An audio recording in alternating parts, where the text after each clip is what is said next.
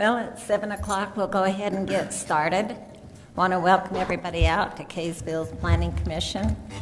And we'll go ahead and just get started with the agenda. First item is a conditional use permit for farm animals at 729 South Country Mill Drive for Troy and Angie Sampson. Okay, so as an introduction and just a quick note, when I met with the Sampsons on their property in review of this, they did let me know they'd be out of town this evening. So if I'm unable to answer questions, they'd be happy to hold off if for any reason they need to be here before the commission.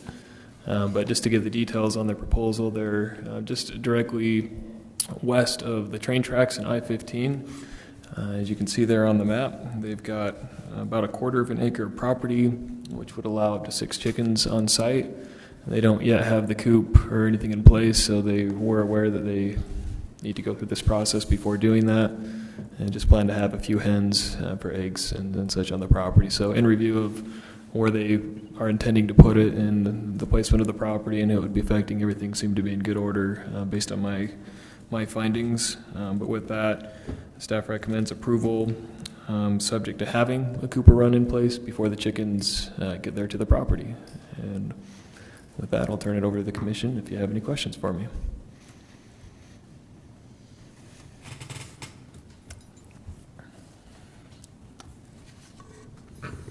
I'll move that we grant a conditional use permit for farm animals for Troy and Angie Simpson at 729 County Mill Drive with the one condition of a coop be in place before the chickens are brought on site. Second. Aye. Aye. Aye. Aye. Aye. Aye. Okay, we have a conditional use permit for electronic message center sign at 353 Market Street. Okay, and again, as introduction, I believe we have representation that just popped in, so I'll let them finish up what I failed to cover. But up against the freeway again, north in the Market Borough area, the subject outline in your packets and on the map in yellow. They're hoping to put up an on-premise ground sign, typically a pole sign as we would call it, but Planning Commission gets to see it in this case because it does have an electronic message center component. Our ordinance does have some pretty specific provisions in it regarding how those can work, only allowing up to 50% of the max sign size to be the electronic message component. In this case, you have 50% of the sign in white on top. That's a fixed cabinet. There's 75 square feet of that, and then the other 50% of the sign is the changeable electronic message board.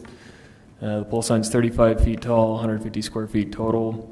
Kind of looking at the signs in the area, some of the language in the ordinance when it talks about non-premise ground signs says to kind of use materials or components in the pole that match some of the architecture in the area. So looking at the steel buildings, I think it's Kaysville Express Auto is the other electronic message sign that's just up from this one, and just have a similar steel pole. You can't see it from the street except for from the freeway, so my findings didn't recommend a change in what needed to be on there. I felt that was probably appropriate based on its location. And kind of based on those reviews and those findings, everything seemed to meet at least the minimums. So for the Planning Commission's consideration, as outlined in ordinance, so in the bottom of the staff report, on the first page under this item, says the EMC sign shall not cause glare or rapid blinking, nor be intensely lighted so as to create nuisance or hazard to vehicular traffic, pedestrians, or adjacent properties.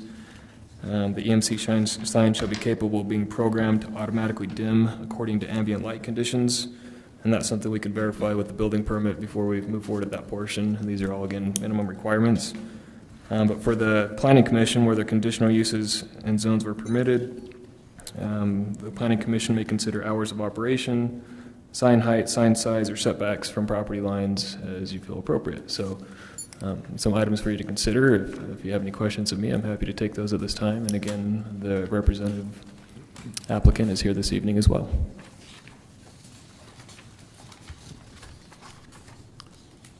With the location where it is there doesn't seem to be any real potential for residents to be concerned about the lights and flashing and that kind of stuff, right? Correct. Yeah, those are my findings. So across the freeway is the business park and Yeah. and other entities, and then the entire east side of the freeway is similarly is that as well. So So in this kind of circumstance, is the dimming and that kind of, that's not even really relevant, is it? yeah, I would be surprised if we hear comments that it's causing issues. Yeah.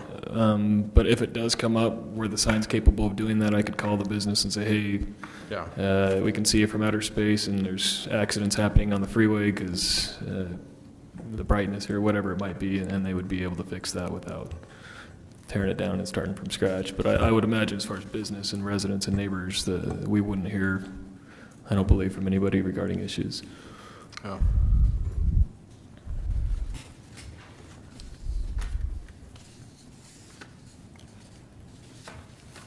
It is programmable, so if there was a problem, they could adjust it without having to make.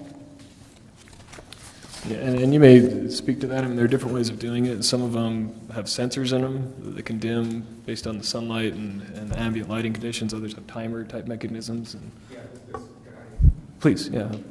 Yes, it's got a software that you can actually program. Would you state your name? Okay, my name is Armando Luyo. I represent Graphics and Signs, a sign contractor. Okay, thank you. Yeah, the software has programming capabilities for dimming the lights in certain hours if needs to. So it's totally programmable from the software. What are the hours that you're going to have it open or on? Well, the sign is going to run all day, but if it needs to be programmable for certain hours to, the lighting be lower than the usual, we can do that. So if that's an issue, we can definitely, very easily change it from the software. And the owner of the sign will have the capability of doing that. I mean, they can do it as a matter of seconds. They can just press a button and change, dim it if they have to. So I can't remember what's in the report. Are we talking about just words, or are we talking about animation? I believe the sign's capable of both any graphics and text. And we, I suppose you could get specific if there are concerns regarding one or the other on these. We didn't, when we recently went back through the sign ordinance and discussed the electronic message center components, we kind of looked at transitions, words, graphics, and if those were concerns or not. I think in general we didn't get so specific as to say you could or couldn't do one thing or the other, but in a case by case, if there's a nexus with an issue from some of those items, then that would be cause for the Planning Commission to set a condition on those.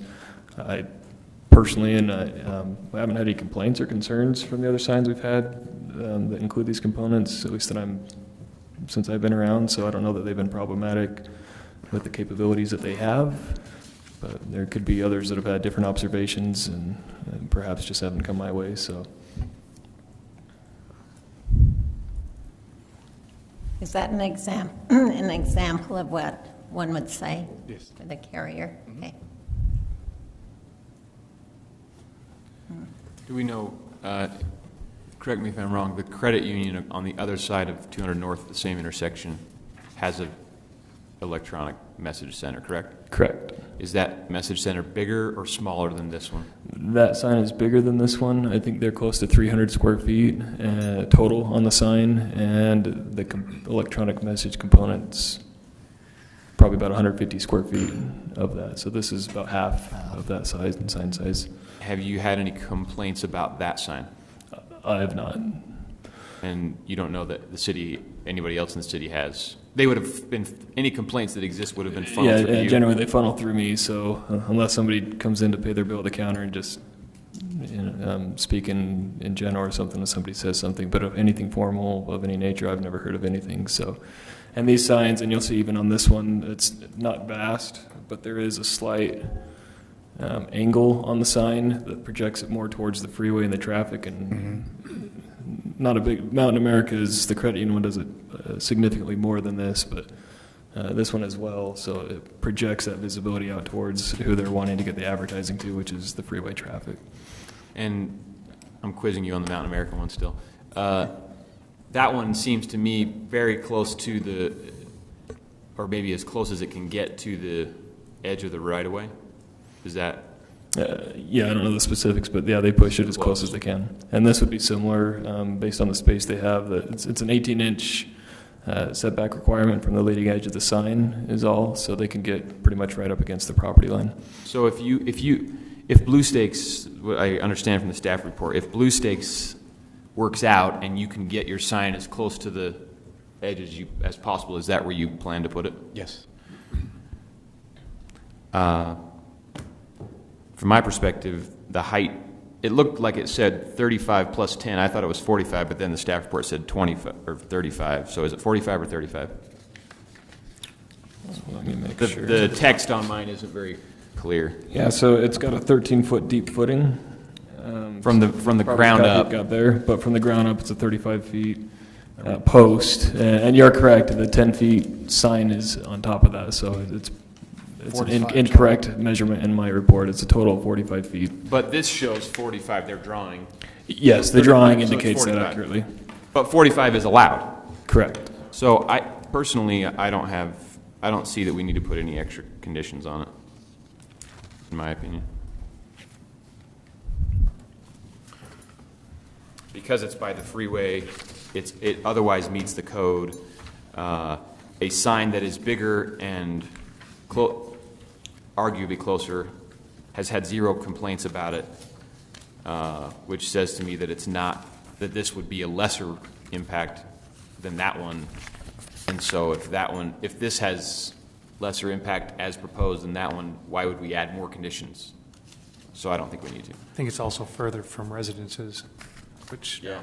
Yeah, that component's not even present with it being close Mountain proximity. America's, 100 Closer. yards from a house. This Yeah. is a couple of blocks at least. Yeah. Now, of course, people could bitch, or people could complain about, well, now we have one, now we have two, now we're going to have 3, 4, 5. What's this going to look like? I mean, although I think that the propensity for that to happen is probably rather slim, but, so, I don't have any issues with it as proposed, the way it is. Okay. I'll move we grant a conditional use permit for electronic message center sign for M Graphics and Signs, Inc. at 353 Market Street. I'll second. Aye. Aye. Aye. Sorry. Aye. Aye. Aye. Okay. Thanks.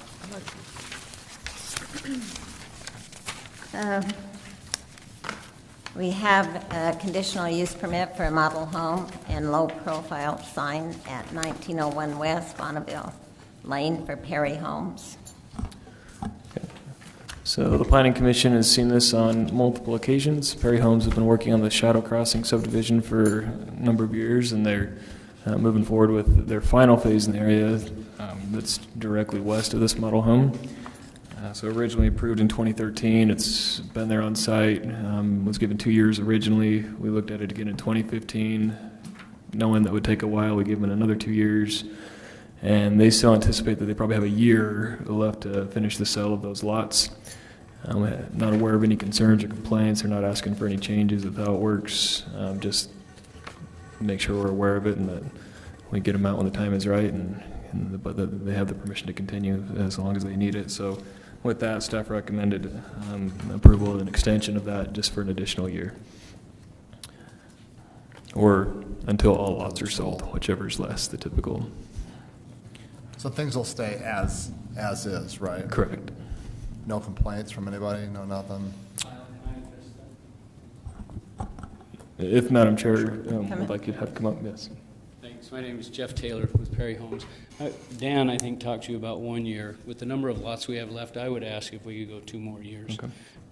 if that's all right. We will be done at that time, but I know we won't be done in 1 year. Oh, So okay. that would be the only exception I would ask. So 2 years or until everything is sold? Or until we're done, correct. Okay. We have another piece of property that we'll be coming in for a rezone on, not far from there shortly, and And as we get wound up there on Shadow Crossing, we'll move over to that other location. What does the small sign say by the stop sign? Is it? I think one of them is a SWIP permit. That one is just a concrete sign asking people to stay off the curb. That's right. In other words, it's not permanent, it's No, that's just a for a while the subdivision cement sign, dry. So Yeah.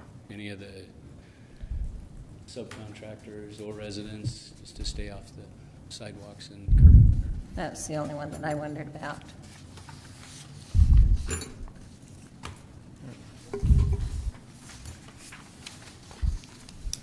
Any other? Okay. I'll move that we grant a conditional use permit for model home and low-profile sign at 1901 West Bonneville Lane for Perry Homes at 1901 West Bonneville Lane for 2 years or until all lots are sold in the Shadow Crossing subdivision, Whichever is. whichever is less. I'll second that. Aye. Aye. Aye. Aye. Aye. Aye. Aye. Thank you. Okay, time to review of the draft land use process.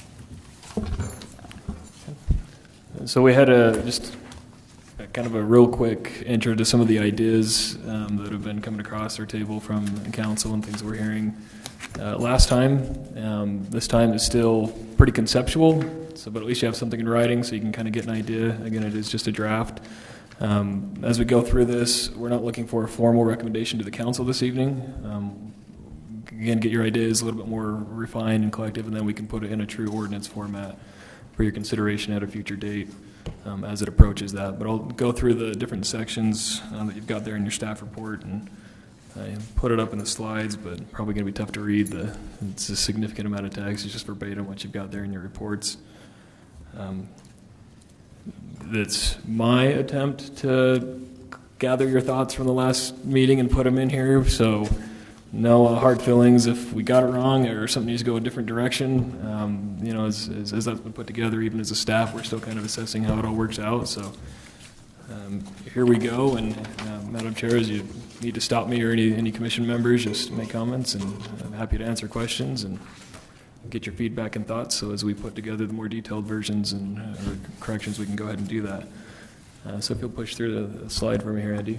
So just the first thing that I think was fairly clear based on our previous discussion was chickens, essentially, and how they're dealt with. And so what the text here shows is we still have farm animals as a conditional use, but you'll notice on the bottom, farm animals other than those allowed as a permitted use. Perhaps there's different language, but we'd kind of discussed horses, cows, larger farm animals probably still merit some different consideration, and there could be impacts that may need to be mitigated. But the chickens and smaller animals have become so common that I think we can deal with them. And so that's been moved up to a permitted use under this language. And so in addition to that, moving it to permitted use, the next slide in the different next section just shows within, maybe I skipped it. So it's in your staff report. So within the farm animals ordinance, I guess it's the next one. Just added some language. The condition that was put on there tonight, it's commonly the condition. Currently the ordinance says if you have a coop or structure, here's where it should go, but it doesn't say you have to have a coop or structure. And that's why that keeps coming up as a condition, is they're saying, okay, let's make sure they're enclosed. So we just put that in as a blanket requirement. You need to contain them somewhere. And then the thought is if they're contained, permitted use, at least for chickens, may be appropriate. So we're still going to require those things, and they would still be subject to the provisions of this. So I don't know if that meshes with the previous thoughts of last time, if you've had different thoughts as we move forward on it. I would probably recommend we have a short discussion on this before moving on to other items and discussing those. I thought you did a good job capturing the comments that were made. I would just possibly question where it says an enclosed area. The people will argue I have a fenced yard. That's an enclosed area. I'm not getting a coop. Okay. If we could be more specific on that. Well, do we, I'm not saying either way, I'm just saying, do we care? It sounds like you saying we would care if they were running free in an entire yard. Do we care, and if so, why? And then why would we want a coop, I guess, are the questions. I remember when we had one come before us, and they were more free around in a fenced yard that was not even a very high fence. I remember looking at it, and they were jumping fences and getting over. It seems like it's good to have an actual enclosure within the yard. It's not just the fenced yard. I think you're likely also to attract rats and things like that. Yeah. You've got More chickens, stuff everywhere. leavings under bushes and whatnot. Where if it's in a coop, you can clean it once a week fairly easily. Where if it's all over the yard, you've got feed that's spread out all over everywhere. I think it has the potential to cause problems. I think just some clarity on that. Okay. Yeah, and we find that people with coop occasionally will let them out, but then they always put them back in. So that seems to be what we're finding. So we could just add something that farm animals in general need to be enclosed. Fowl, rabbits, or similar animals must be within a coop in addition to that, some variety. Again, just kind of thinking language a little bit in general. If you have a horse, do they need to have a lean-to or something, or is a fenced area okay for them? So, and again, they would still be conditional uses, so you'd have that opportunity to look at maybe those animals in those cases. So, okay.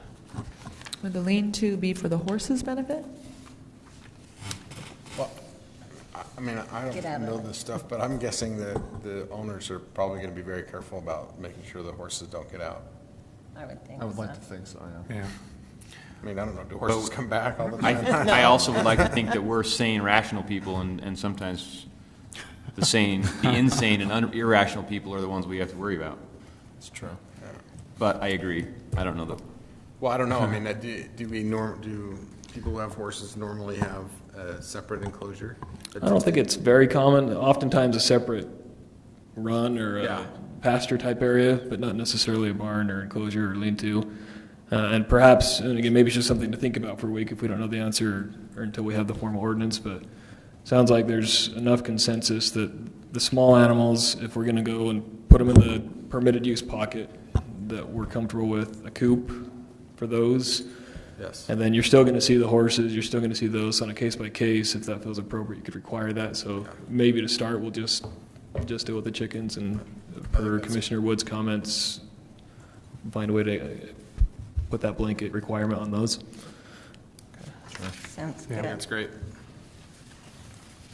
Okay, so Okay, and then so speaking of conditional uses, I guess I put these out of order. If you pop back to just the conditional use chapter, and I guess this was kind of the crux of this whole process. Was it began kind of with noticing and what we're doing, and the mayor in particular is thinking that on ordinance it would be good to have what type of noticing we would require.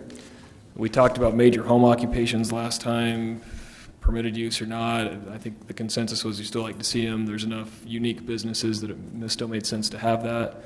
And I believe the discussion led to, the posted notice was still okay for those, and they were still coming before the commission. So the new line item there, number 6, major home occupations have posted notice only. It's got to be up at least 48 hours before a meeting.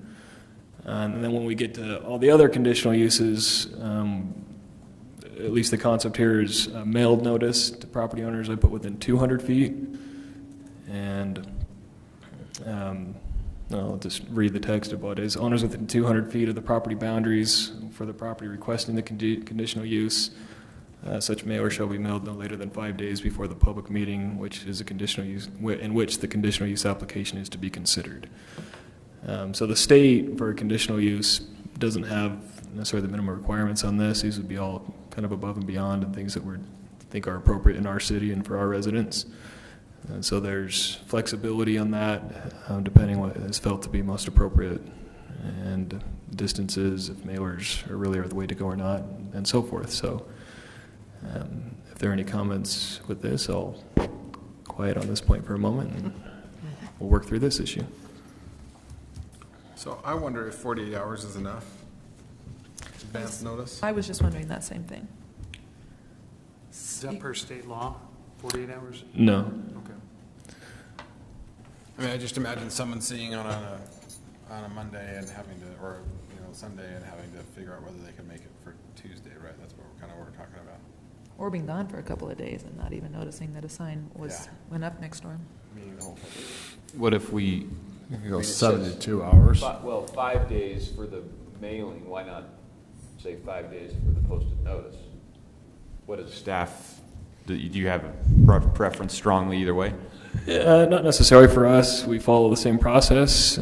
Generally, those notices go out the Friday before a meeting, so 6 days essentially before a planning commission meeting is when I go out and post them. There are times when, per vacations or workload or whatever, they may not get out till Monday. So I think in most cases we would still exceed the 48. But if we can't, what happens is the applicant made application, sorry, we can't get your noticing in time. You're delayed another 2 weeks until we can get what's required by ordinance to get you on a meeting. So Well, but that doesn't really affect us. We do it as soon as we can and when we can, but that would be the consideration, is it just maybe a timing on when they come before you. Yeah, as far as that last point, I mean, that's kind of a debate of like moving first base farther away down the line to eliminate close calls at first base. It's like wherever you set the time, there's going to be conflicts. So I always, Baseball. I think that, Sorry, I'm still thinking the baseball stuff. That made sense to some of us. I liked it. No, it was good. I play softball. so I think 5 days makes more sense to me on both notes. But I understand what Lyle's saying, so maybe we think in terms of happens on Friday, and so if people aren't there, then it wouldn't happen till Monday. I guess what I would say there is just do it earlier. Do it on Thursday then. Yeah. Or, Yeah. From the sounds of it right now, you're doing it considerably earlier than the 48 hours as it stands. I mean, you're doing it the Friday prior to the meeting, which is 6 full days. So Basically, you're saying is no less. no less than 48 hours. Right. And we don't even necessarily have to have any minimum in there, but it's just something to show you that you feel, or the commission, or the city council, ultimately feels is at least sufficient. So, Sure. if you feel that it's not safe to have the 48, because it may happen occasionally and that wouldn't be sufficient, then it could be modified. And again, I don't think it's a matter of affecting staff. It's just the applicants, I think, is. and on the other hand, I would guess that the majority of people who are going to be concerned are going to be contacted by the notice anyway, by the mailed notice. Well, No, some That's don't get not- mailing, right? That's not mail. No. What I'm saying is, so what I'm saying is, let's say it was 48 hours, and the people that didn't get the chance, or it was too late because it was 48 hours, those are going to be few and far between. The people that are going to be concerned the most are going to get the notice that they need because they got mailed it 5 days earlier. Does that make sense? Sure. No, that makes sense. How many, these are for major home occupations only that we're talking about. So at the cut and dry of it, how many complaints do we really get where things have been, with regard to conditional use permits only? Because I know there have been considerable grumbling with, subdivisions and, things along those lines, whatever. But focusing on conditional use permitting only, I can't imagine that there's a lengthy chain of complaints because, they happen, but it's certainly much less than the Very other infrequent. application types you were talking about. But I thought this is saying that for the major home occupations, there will only be the posting. Oh, It Yes. won't be mailing. So then I'm wrong. Okay, that didn't make sense. Got it. So we're having a situation where there is only going to be the sign.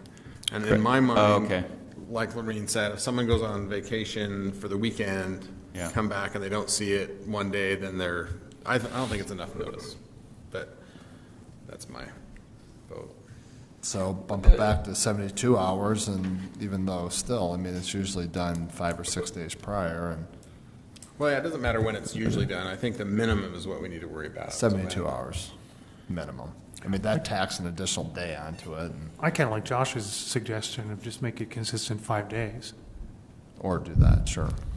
where regardless of whether it's a home occupation or conditional use, it's just 5 days. It sounds like we're just about there now anyway. And honestly, if it falls in we've only given 4 days and the commission meets, you come to the next meeting.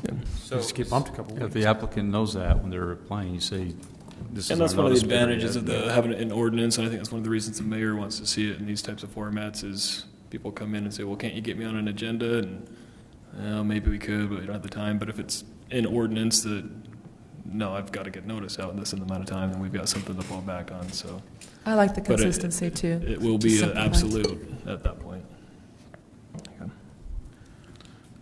I guess, in my mind, the broader question is, I think I can postulate an answer, but with a conditional use, we don't have public hearings. So it's, in some sense, the way that this commission operates, I think we are open to hearing people. And usually the chair says, yeah, sure, let's hear it from you. But if we, on the previous commission that I was on, there was a chair who did not like to hear from people. And so he didn't always hear from people. And so if there's no mechanism for the people who are getting notice to come here and be heard, then why do we care that much about giving them notice? So I guess what I'm saying is maybe do we even talk about, is it possible to make them, or give them, people who are interested, an opportunity to give input? I don't think necessarily from a conditional use perspective that we are required or even should listen to public clamor when we make decisions on that, but I think it informs our decisions, so maybe we want to do that. Well, you had a good point, though, is why do we public notice if we're not going to take public input? Yeah. Right. I think opening every conditional use permit up though to a public hearing I think that's a little over the top though. And there's been very few times we've really had public hearings. The biggest one I can think of was the auto mechanic off of Sunset a couple Right. years ago. We had a few with a contractor that had lots of equipment. Yeah, that other one in Hess Farms. Remember that one too. So the ones that are mundane, people aren't going to show up to comment anyway, and then with the conditional use permit that might be over the top for those ones isn't going to matter. Right. Or excuse me, the public input the public that was input, over the top wouldn't matter. I think you make a good point academically. I'm not sure that we need to make it a change such that we have to have a public hearing on each. That to me seems more formal than we need. I think it's working. We're getting input. The other But it thing is says to go. public sorry. meeting, not public hearing, Yeah.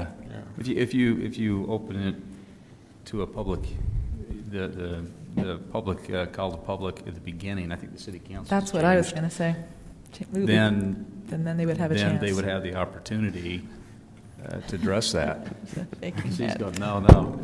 And then You're then much it's better closed. discussing There's it when no it's on the there's no table. public comment when you address that particular item. They either speak up, public call to public, or they don't. What were you? Just so you're aware, conditional use permits, the reason there's no public hearing required is because you're somewhat obligated to approve a conditional use permit. The only reason for public discussion or comment is to see if there's any impacts that need to be mitigated. Really, the only reason you can deny a conditional use permit is if there's an impact that is not mitigatable. That's by state codes. So how do we find that out if we don't have a I'm fine with public hearing? the way we've been doing it for years. It seems to work very well.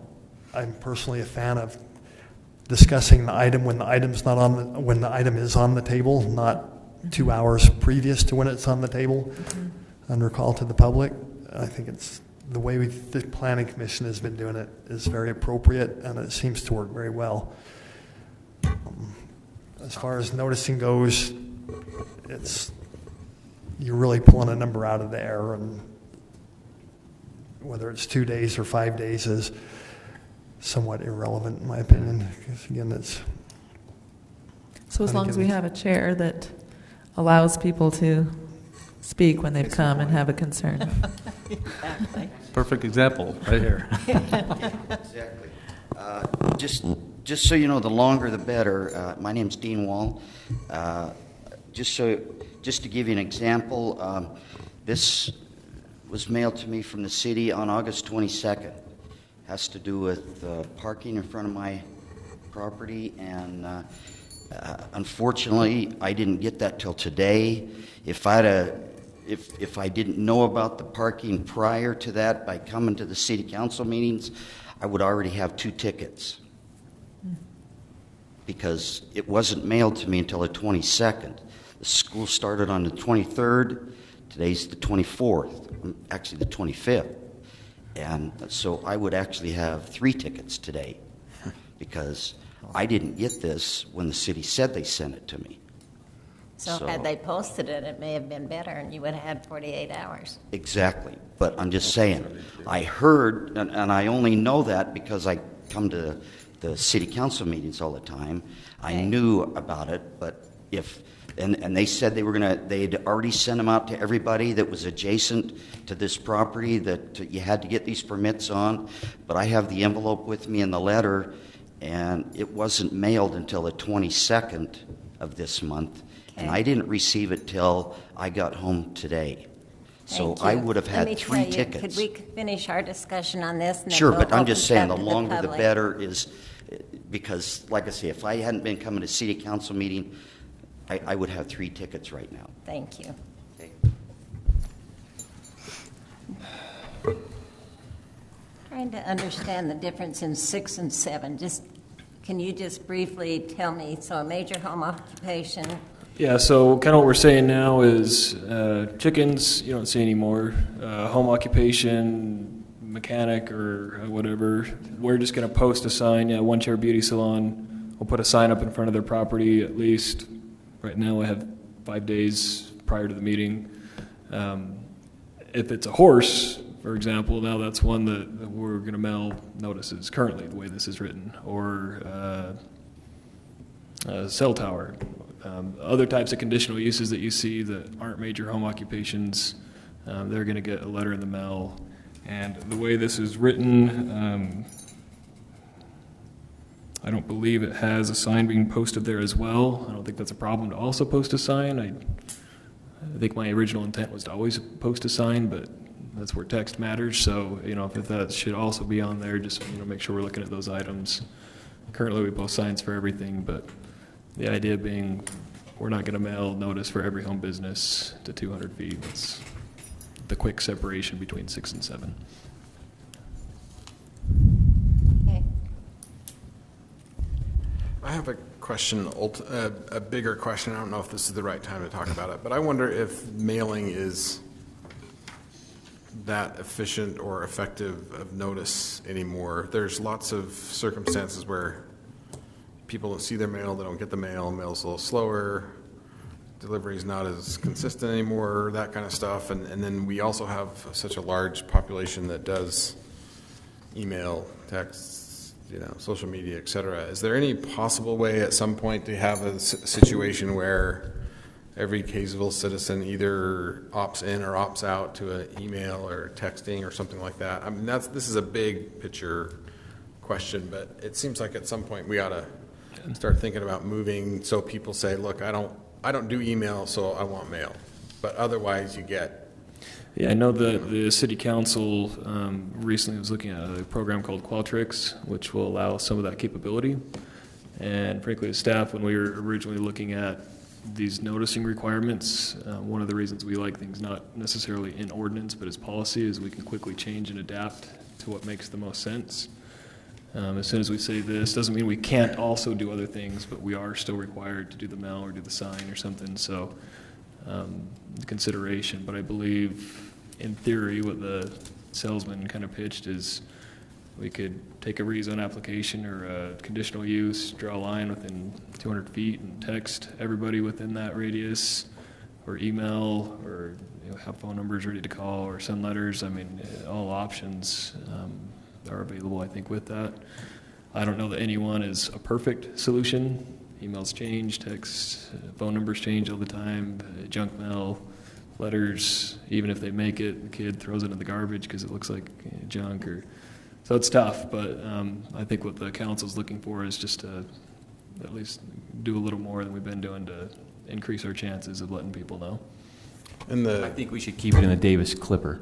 You're the one that said. Yeah, you're trying to, did somebody from the Clipper contact you over the week? No. That was sarcasm. We, in The bulletin would be great, too. in the courts, I don't know, Josh, maybe you have a better sense. There was years ago where they started shifting to having electronic notice instead of mailing, and now more recently it's become everybody has to do it by electronic rather than by mail, and it's so much more efficient and so much easier, and you do have special situations where people can opt out of it, but I think it's time to start transitioning to that. I think so too. However, currently, we don't have everybody's email address in the city. And there's no really efficient way to obtain that. If they start publishing email phone books instead of phone number phone books, and I think it will get to something similar to that, where you can quickly identify everybody's email address or text number, whatever. But right now, how would we send notices to this area of town strictly by email? Because we don't know all their email addresses that live there. Did you send it out with the electric notices or water bills? That's one way that you would. Ultimately, you just People have have to everybody come sign up for those kind of things and say, here's my number, send it here. So I think it's not on that far of a horizon when that information will be more easily accessible and we'll be able to do it that way. I don't think we're there today, personally. I mean, I think the whole electronic idea is good in concept. I think it's a great idea. But I know that everyone sitting here, I can assure you that you know one, two, if not multiple people that never checked their email either. Did you get my email? I have no idea what the hell you're talking about. Well, what do you mean? I sent it to you. That's when they got it and didn't do what you're supposed to have done. Right, or that too, correct. Yeah, everybody responds to my emails. I don't know what your problem is. I don't know. Yeah, right, whatever. That's a lie. Start sending it from Josh. Right, exactly. But, I mean, you're going to run into the same kind of issue with that as you are people saying, well, I never check my mail. Well, maybe you need to walk out to the curb every once in a while then. I mean, The city can only do as much as they can do. We can't make people That's my point. open their mail, open their email. Yeah. It's not an email response is not the golden bullet. But I also think it's worthwhile to have the citizens say, look, I'm interested, Sure. I want to get notice, and this is how I want to get notice. We do have that. People can sign up now, and we send all agendas directly to them by email, but they have to come to us and sign up first. Yeah. It's nice because the notice he's talking about the parking restrictions around the school, I got that email notification last week, probably. So has it ever been explored, I like Betty's question, putting it in the bottom of the utility bill? For people to sign up. Who reads or something? No, well, It's like the Clipper. Okay, that's just another way. I got to pay Kaysville City $167. Did you see that? You can see it on express bill pay. You can see it at the bottom of your statement. I mean, does that get too unwieldy? That makes more paper on statement. Are you talking the notice itself or the opportunity to sign up for electronic? No, I'm saying the notice itself. Oh, There Put it is, in the there is notes. a conditional use hearing for this address. Well, we only send bills out once a month, and we hold meetings twice a month. There So you go. that in and of That's itself problematic. creates an issue. Yep. Unless we made them, that really puts the deadline out for applicants. Yeah. This Qualtrics initiative is going to move us forward in that. Just so you know, I have a master's research project. How do Kaysville citizens prefer to receive their municipal information? And so it's going to be a survey. So when's that going to get done? It's halfway done, and the survey will be this fall. Yeah, but with Qualtrics, is it cost? I mean, how much does it cost? Qualtrics, I think, is going forward any time now. Yeah, I don't know the cost, but they've approved it. Yeah, they've approved it. So at least for 1 year, going to try and implement it, and I believe we've it's got a lot to learn. But in the city currently. We're just being trained on how to use it. You'll probably see it in the Parks Department first. Can we just get a really loud speaker, do like morning announcements like they do at school? Propaganda blast. Right after calisthenics. Yeah, everybody just, for a couple minutes, we do Pledge of Allegiance. Right. And then we do our morning announcements, then we all go on our way. Good idea, Tom. I like Are that. you volunteering? And I salute our will be leaders. glad to be voice for that. If you install it, I'll every morning get up and read whatever announcements you put We in front of can me. announce the lunch menu. Kaysville Radio. Well, there goes that idea. Well, and again, if we don't know all the answers tonight, these are great discussions. You're going to have another opportunity once we've vetted it through even further to vote on it more. So I think for now I'll correct it so that signs and mailers go up for everything. So I'm still posting on the cell tower, for example, and 5 days is what I'm intending to put in based on the conversation for the posting. Sounds good. Is that Okay. Sure. okay? And then, so the next process type was regarding lot line adjustments and lot consolidations. So it was pretty unanimous in the sentiment that doesn't feel like there's a whole lot of sense in seeing those on the Planning Commission side. And so this proposes essentially a new section to Title 19 that would accommodate that process. Essentially, anytime somebody's combining two lots into one or changing 15 feet of their backyard with their neighbor so they can move the fence a little bit, but you're not creating any new buildable lots or new areas for new homes. We take them through a separate process. The idea being, doing the research through statute and what some other jurisdictions do, they still create a legal description, they still create a record of survey that shows what it looks like on the ground. We would have a notice of approval from staff or the community development department would look at it, make sure they're not making illegal setbacks or a lot that's too small for the zone where it's located and so forth. And those things being all there, we could approve on a staff level those items. One hiccup that I ran into doing the research is that doesn't necessarily accommodate for easements, including public utility easements, which are granted by the city during the subdivision approval. So in the event that those need to be moved or desired to be moved or reconsidered, at least my proposal is those are still going to be subdivision plats and they're still going to come before you. So I think those will be a frequent part of that. I think on a staff level we're still digesting whether or not that's a good or bad thing, what the process could look like. Really what it does is, we've got concerns that we've got to work through is how we track those things. Plats are so nice and clean. We know exactly where easements are, our property lines, it's recorded, it updates our parcel layers and so forth that we deal with day to day. This notice of approval process, we would have to track those changes probably through a different system. So there's pros and cons. It's sleek, quick, and easy. I don't know if we've had other ideas, Andy, where we might still require a subdivision plat, but it could be somehow signed by staff and not go through the public process, so it still takes care of the platting document that cleans everything up. But I guess the general consensus that would come for is it's still something that the Planning Commission feels comfortable could be handled without your oversight, and then ultimately the City Council. And then I think we're still working out the exact details on that, is if you don't want to see it, how we handle that internally if you still feel comfortable not seeing it. And then those were I believe, the two types of applications we discussed. So if there was one or other of those based on these definitions, 1917, that you do want to see still, let us know, and then we'll continue to refine that. Okay, and then the final, well, I guess there are two more items. Ultimately, everything under the final plat approval, development process, and preliminary plat approval just deal with whether or not things move forward to the City Council. I think there were two sides of this. I think Councilman Page mentioned in his comments there may be some merit to considering having the Planning Commission be the approval body. Again, just on subdivisions where it is an administrative type process, where if they meet the minimum requirements and so forth and the standards of the subdivision ordinance, it's not necessarily a legislative type look at things that could be appropriate.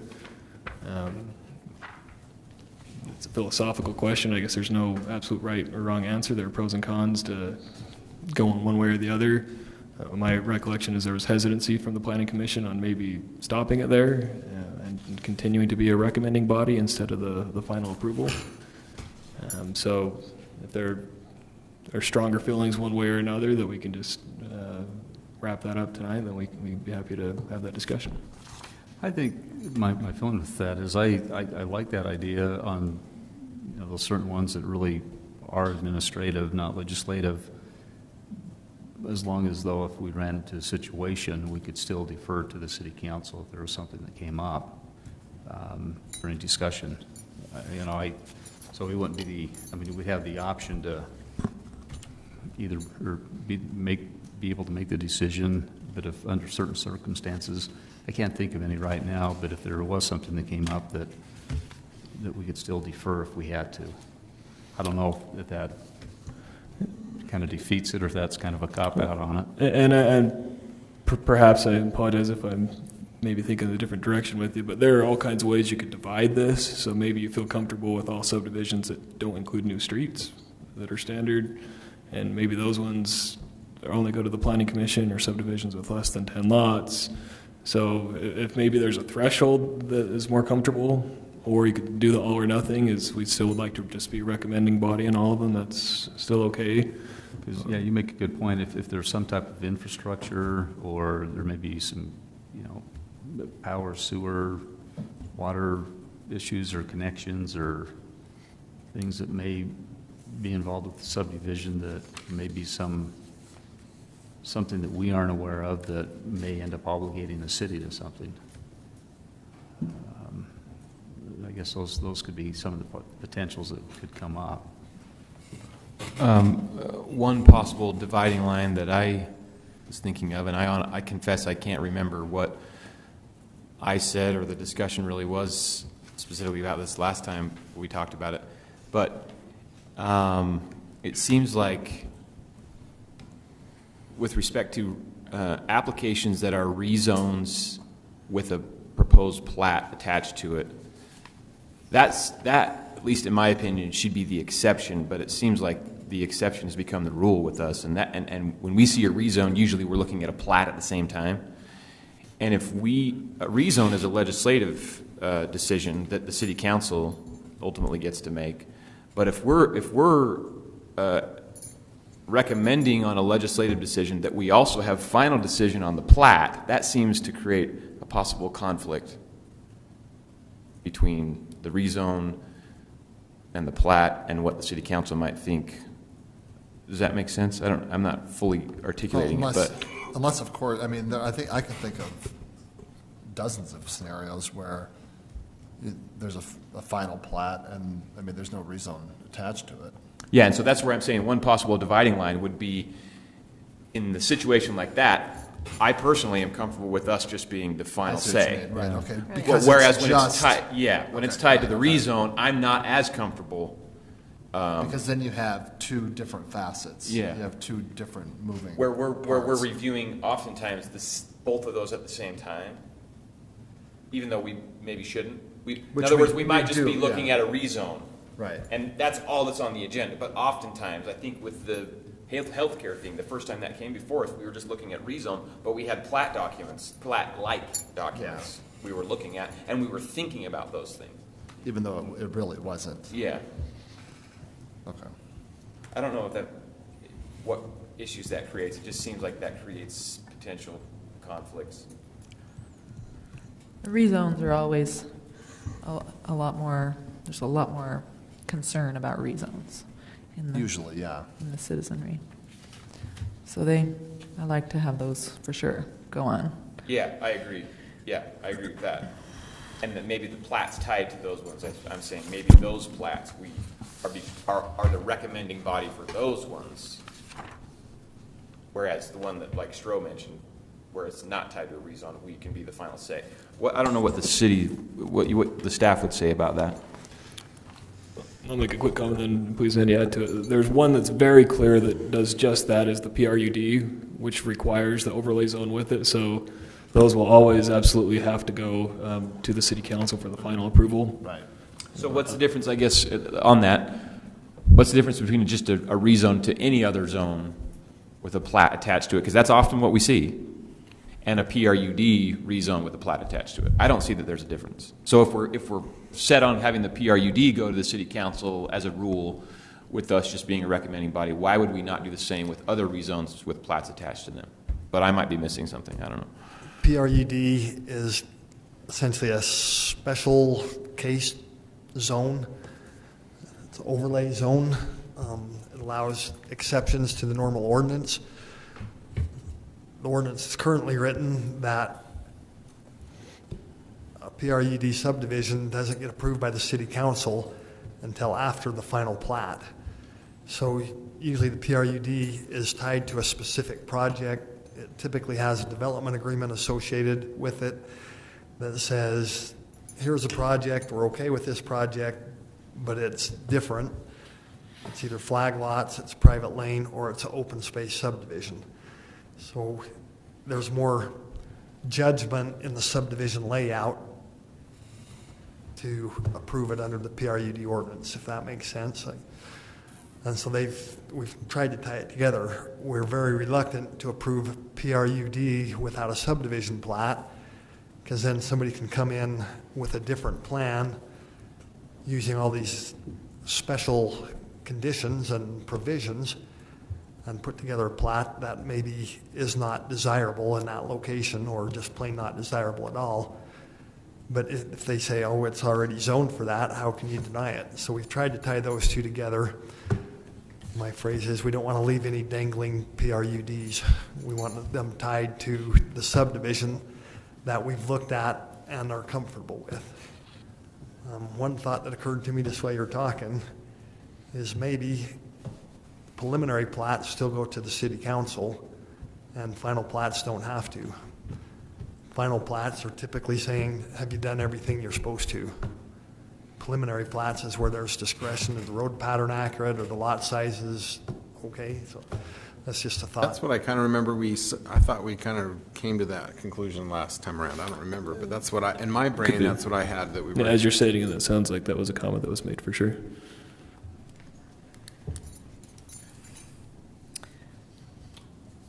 I tend to lean that way because let's take the Whisperwood subdivision, for example.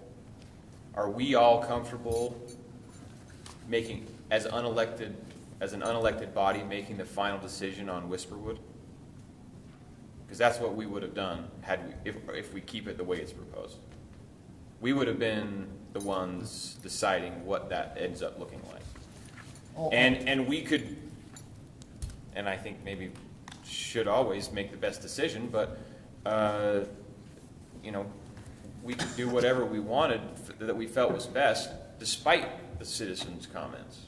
Whereas maybe the city council might be more prone to listen to the city council's comments. I think we would too, but there's a possibility for that. Yeah, it goes both ways, right? I mean, we have more kind of focus on planning and sometimes that's better having separation from the people who are elected and need to respond to public clamor. Yeah. I mean, it goes both ways. I'm not saying one way or the other, but yeah. There is, if the planning commission is the final decision body, whichever way it goes, the appeal body then becomes the city council. Mm-hmm. So if you review a subdivision and you're the final approval of final plat approval, and the citizens don't feel like they were heard or there were issues not considered, they would have the opportunity to appeal that to the city council. With the city council being the final decision, the appeal body is the district court. And that's the problem that's going on with Whisperwood now. They need they're appealing, yes. Court? Well, they're appealing, and the city is responding to who will be the appeal body. Okay, I mean, that actually answers my question, and I think we talked about that before. Right. I actually like that now that I think about it, because then the vast majority that don't get appealed, the buck stops with us, and it's fine. If they do get appealed, it goes to the elected body. Right. That makes sense. That's what we discussed the last time we convened on this. Yeah. In fact, that's exactly what we stated. Yep. So. Okay, so preliminary continues to go to the city council at final plat. Right. You feel Unless, okay. of course, there's an appeal, then. Okay. Yeah, and that's under the appeal procedure. Right, exactly, right. Okay. I have a question, Lyle. Please. Just wondering where this would fit in as we're reviewing everything. So when I look at plats, I was on the Active Transportation Committee, and I have my binder and went for many months through that whole process, and I'm pretty familiar with it. But even so, when a plat has come before me, I'm not used to raising the question and making sure there's a condition that whatever was put in the active transportation plan that we want developers to include. I'm not bringing that up. I don't think any of us are bringing that up when we have had some of those since that we approved the active transportation plan, and then the city council did too. So I heard that Farmington has, I think it's maybe their trails committee that they have, that that all subdivision plans actually are also looked at by the trails committee, so that whatever needs to happen in a development is implemented for active transportation as well. So I don't know how they've always done it in Farmington, and this was just someone who said that's what they're doing. I haven't asked Farmington City. But I don't think we have anything. I mean, it would be the city talking with developers saying this is what was planned for your area, so this is what we want included in your development. Is that something that we should consider? It's possible to consider. So, yeah, essentially what happens now when a developer comes in, we talk to them about their development and say, hey, this is something that's on there. Go ahead and place it there. The way our ordinance is structured, those improvements aren't necessarily required. So unless it's brought up and a council or commission then requires it of them. Right. So suppose, I don't know the answer right off the cusp where to put that in, but that could be a portion of this if we're modifying Title 19. There are certain subdivision improvements that are required. Perhaps there's a way in that section and chapter to link it to that. Yeah, that's just something I put before all of you, that I'm thinking it's very easy for, especially as this body turns over, over the years, and it could be years before some of these large areas become developed. I would really like to see something that is tied to the active transportation plan, so that all that, it was an investment, of 2 different cities to have that plan made, and the whole idea was that a lot of this can happen as developments go in. So seems like we need something to make sure that will continue to happen in the years moving forward. I don't think creating a special trails committee or something, though, is... Yeah, not necessarily that. It's too far. Right. So that's... So some other way that it is... There's ways to do that.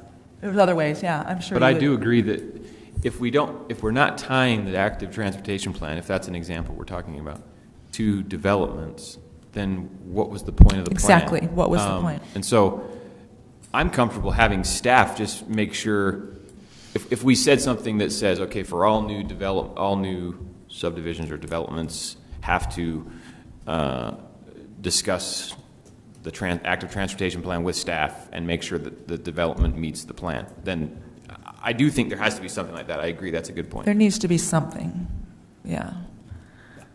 Good. Whatever, Great suggestion. whatever you think is the right way. Good. So I think I feel pretty comfortable where we're at with that specific thing. So I'll make the updates and change that, and I appreciate the clarifications on it. So last item, I think is for the most part pretty straightforward. It's just dealing with the rezones. The process required for rezone is extremely specific, outlined by the state and what we have to do on it, and so we follow that. But the noticing, and this is where most everything stemmed from, has just been suggested to be added in within the ordinance per the mayor. And as it states within your packet, and here it's notice shall be mailed to all property owners within 500 feet the property under consideration for amendment to the zoning map. That number is something that the council came up with. If there's reason that there's suggestions to change that, now would be the time, or if there are other considerations. Otherwise, those are the items. I think 500 feet is ample distance. That's plenty. It's a 500-foot radius too, right? Correct, yeah, so 500 feet from all sides. Right, so I mean, you're actually encompassing measured a from the very property. large area. You're hitting 1,000 feet. Yeah. Yep. That's more than ample. And it's not from the center. Right. They actually trace the edge and do a 500-foot Right. parallel line to the edge of the project, so it's So, yeah, we've been finding on some of the small projects, 70, 80 people are still getting those, and you get a large area, 40, 50 acres, it could be several hundred people that receive notice around that. Okay. All right. Yeah, unless there are further comments, that's what I was hoping to go over. I appreciate the input and feedback, and I think that's good if you mentioned that the fee to cover all the costs connected makes sense. it's a bit of a throwing a number out there right now. It's not specific, but to be aware of, as you increase noticing, time, cost, mailings, it all goes Time. down. Applicant should pay for that, no doubt. Absolutely. Yeah. Absolutely. Great. All right. All right. Nice so job, we're finished. staff. Okay. Oh, we do have a public. Do you have anything else that you would like to say? Oh, okay. Thank you for being here tonight. Any reports? Next meeting. you get an extra week off. There's Correct. 5 Thursdays in August, so it'll be 3 weeks. So what are we looking at? September September the 14th. I'll be out of town that day again. Of course you will, Tom. I will trade you. September. I will be in Brainerd, Nebraska. Hey, all right. Are you kidding? That's a beautiful place to Doing some go. bass fishing No, it up is there? not. For the record, it is not. It is not. But you'll pick up an accent when you're there, right? I will do my best. All right. Go see Mount Rushmore or something. A little more travel. It's actually not that far. Exactly. All right. It's on my husband's bucket list. Okay. I make a motion, we adjourn. Thanks. Thanks.